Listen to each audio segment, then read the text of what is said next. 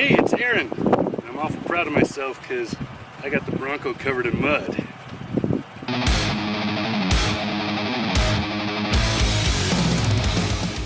So as you saw from the intro, I got mud all over this. We had a really good time. That was yesterday. I've changed clothes. It's a whole new day. I don't know why I say that. Probably because, you know, like my 12-year-old has to say that sort of thing to prove that there has been some sort of self-care happening. I don't know. Anyway, so all new Ford Bronco. This is the 2021 Bronco in the first edition with the Sasquatch package. I don't know what the Sasquatch means, right? It's a big old word. Sam Squamps. If you get that reference. All right. Anyway, so this is the full-size Bronco, not to be confused with the Bronco Sport, which is a small Bronco that is based on the Ford Edge.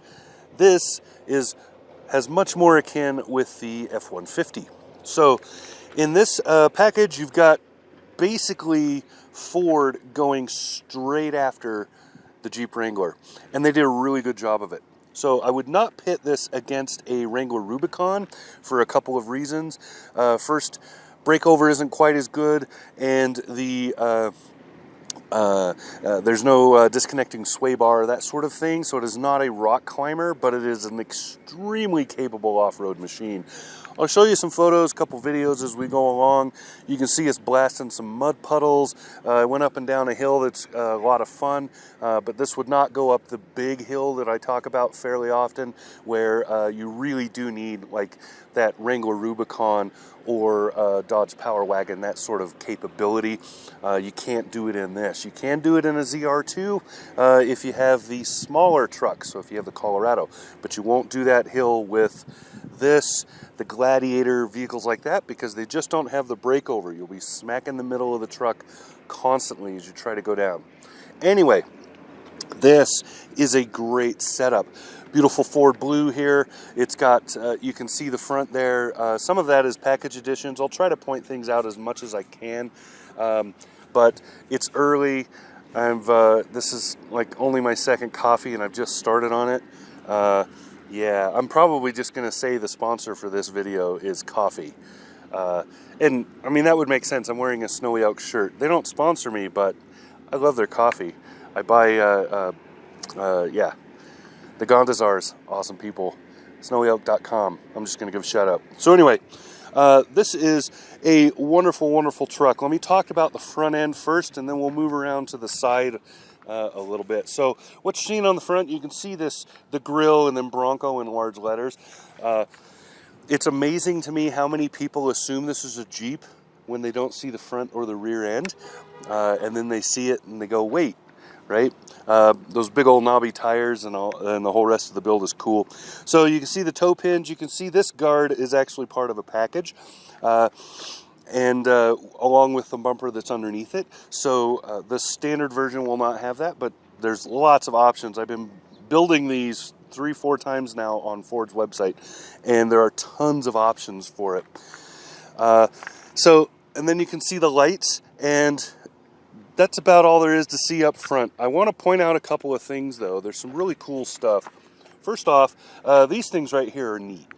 They just look kind of cool. They're not functional, as far as I know, for any reason. They don't do anything, but they're really cool. Underneath here, we should talk about the engines now that I think about it, because I'm just kind of winging it here, which is actually how I normally do things. Anyway, base engine, 2.3 liter turbocharged 6. Pretty good engine. This one right here has the upgrade engine, which is a 2.7 liter. And that's, again, turbocharged and all of that. If you recognize that, it's because that is one of the engines that is in the Ford F-150. It's also in a couple of other Ford products in the larger SUVs.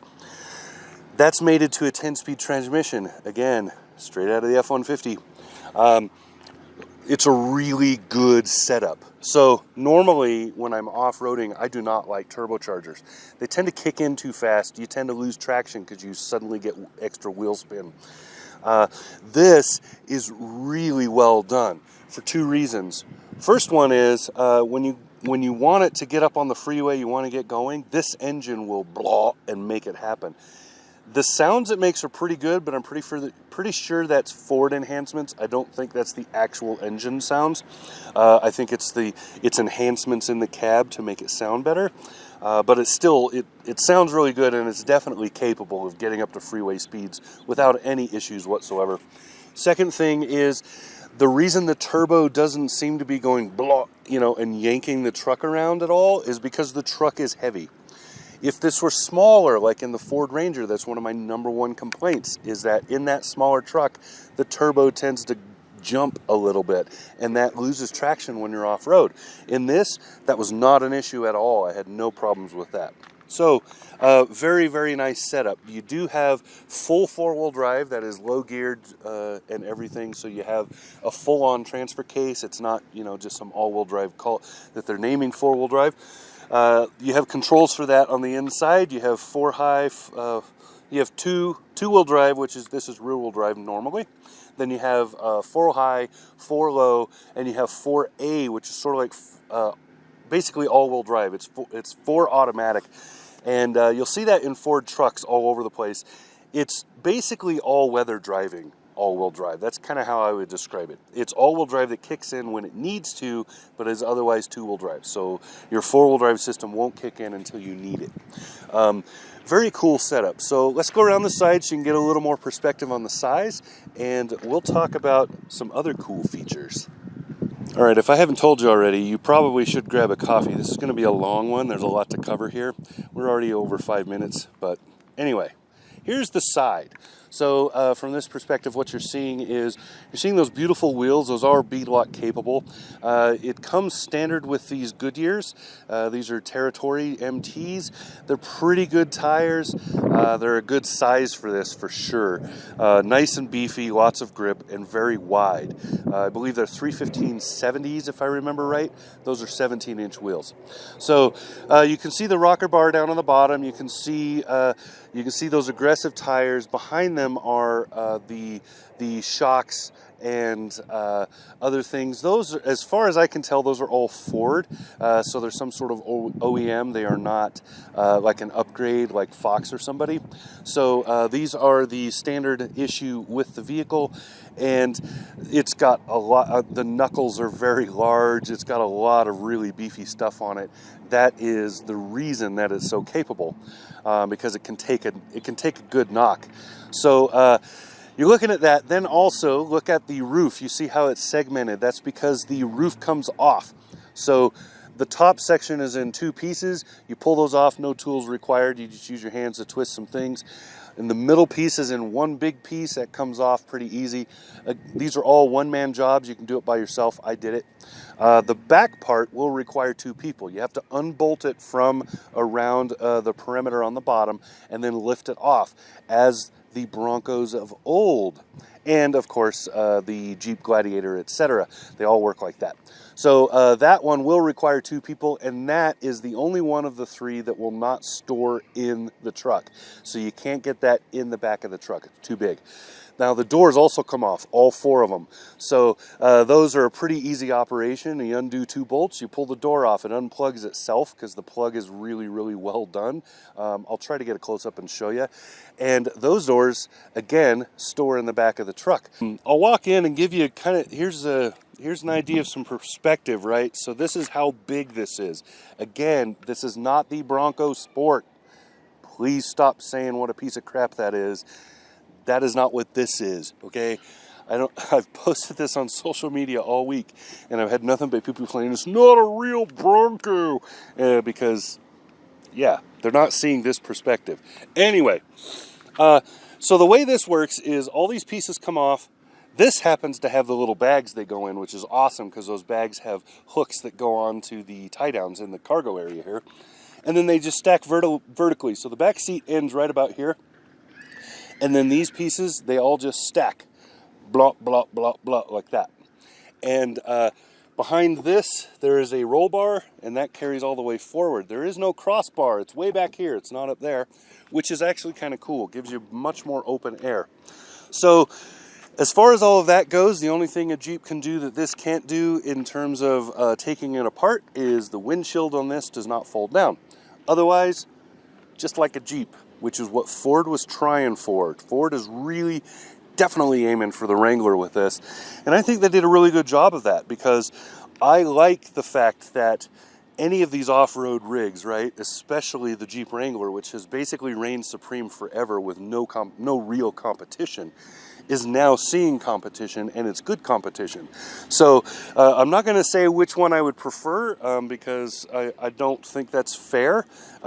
This is the first year of this, but this is extremely capable, so the comparison would be very close. So if this weren't first, it would be a very close second, because they are very, very comparable in most ways. A couple things to note. When the door comes off, the mirror stays. That's something you can't get out of a Jeep, right? On the Jeep, they're attached to the door. Also, there is no window frame. So when you open it like this, if you take the door off, you roll the windows down first.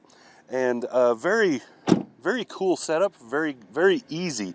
So I will point out a couple of things. One, these doors are extremely heavy, very, very heavy. So you can lift it. I had no problems doing it. Once you figure out the leverage, you reach over, you grab the handle just like you would in a Wrangler, and you lift and move. But you will want to use your knees, because this is a very heavy door. So it's, in that way, it is not like a Jeep, where a Jeep I could basically one-hand a Jeep door. I can't do that with this. It is a much more substantial, you can see it's longer, it's a much more substantial door. So what that means in the long scheme of things, I don't know. It could be this is more crash resistant, or it could just be that there's a lot of crap in there. I don't know. But anyway, it's so that's kind of what I wanted to point out. It is very much a Wrangler attack. I'm not going to say it's a Wrangler killer. I'm going to say it's a Wrangler attack. And I'm glad to see that, because more competition means more good stuff. Let's go around the back and I'll show you the cargo.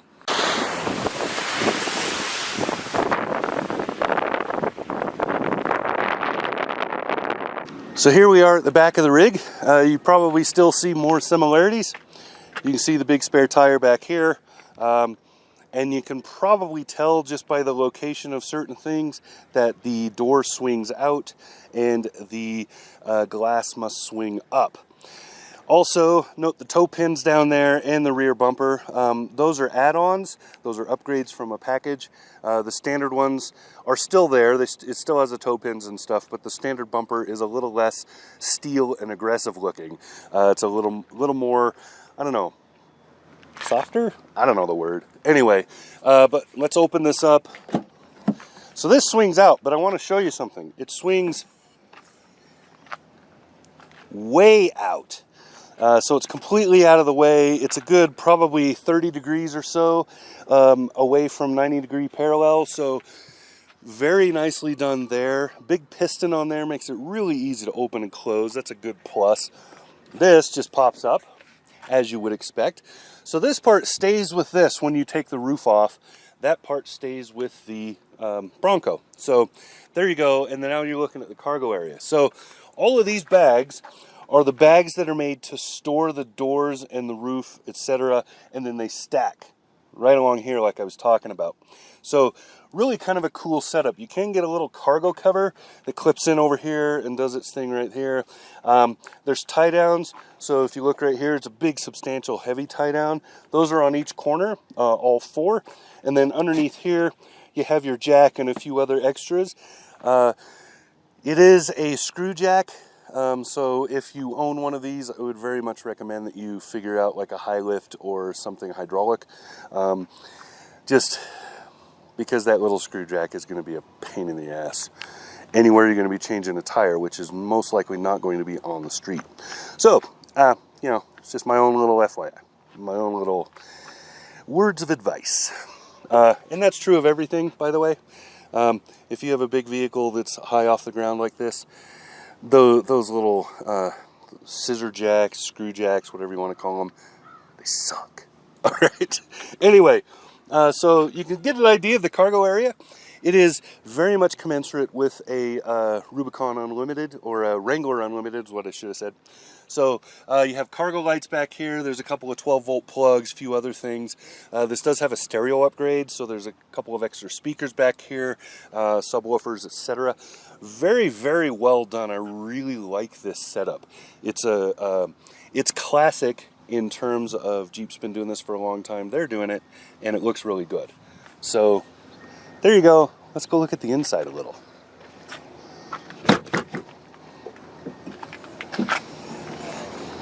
So I know that I usually go to the front seat first, but I want to look at the back seats because they're very, very interesting. There's a couple things I want to show you. First off, I'm going to try to do this without using my hands to grab the grab bar, so this might look a little awkward. But here's me getting in.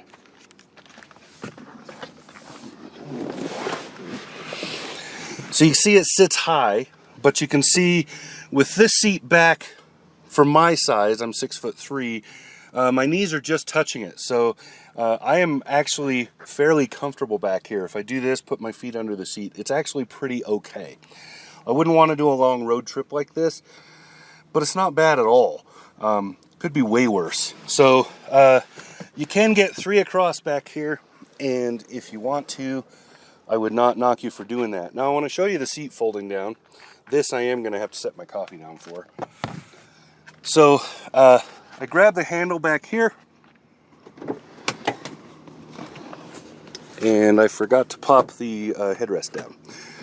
So did you note how they folded forward and down? So see the bottom part, look at that. See how that folds forward and down? That creates very close to a flat surface with the back of the cargo. There's only maybe this much difference in height. That's a big deal because that means that you can get more stuff in here easier. So that's a pretty cool setup. I really like that. That was some smart thinking on Ford's part. This is open underneath otherwise, so you can stuff things under there if you need to. Let's go look at the front. Oh, don't forget the coffee, bro.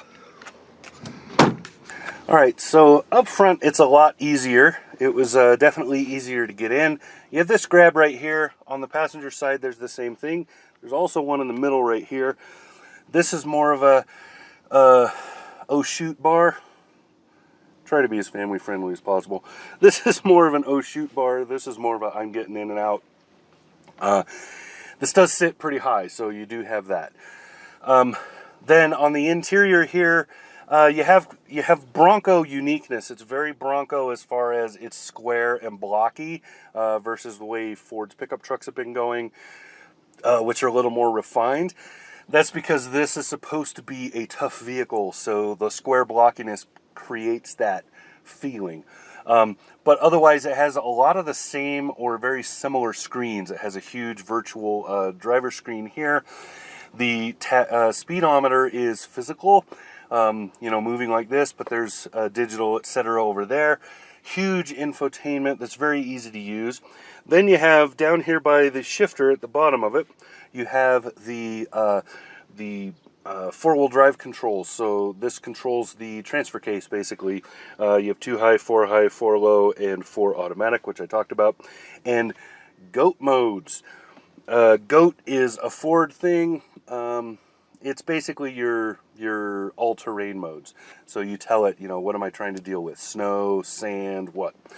And then up here, along here, you have these buttons.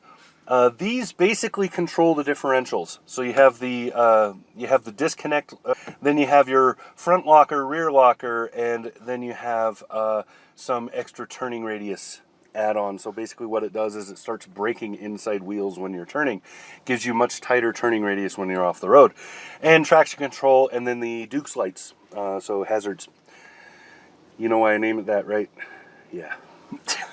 Anyway, you have a bunch of auxiliary buttons up here, so you can add things from the factory or at the dealership or aftermarket or whatever, and they run across here. These are all ready to go and hook up. You have mirrors and whatnots over here. You can run puddle lights, lots of stuff in here. Great entertainment system. This is the Bang & Olufsen upgrade for the stereo. Wonderful setup.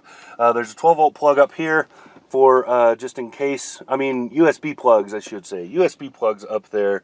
More USBs down here. 12-volt is in here in the center console, which also has some of my mail that I don't want to forget. Now, doors and windows. The door locks are controlled on the door itself, but when the door is gone, what do you do, right? Since the door has to come off, they didn't want too many controls on it because you don't want it to bang around and get broken.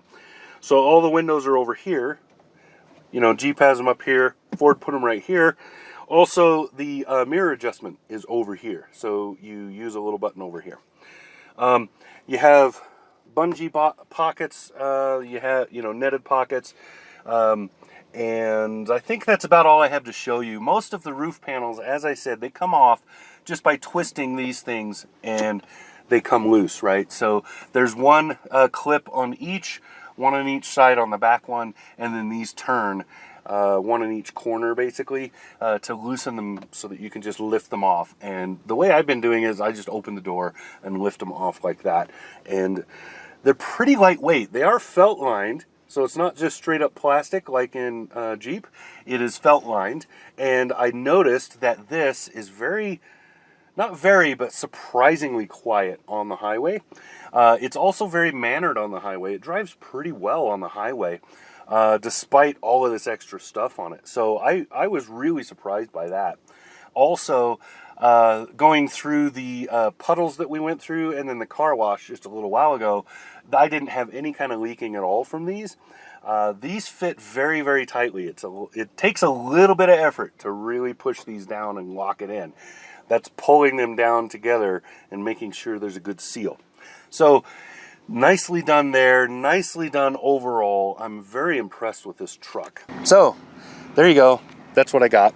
This is the 2021 Ford Bronco. I said Ford Bronco. I did not say Bronco Sport.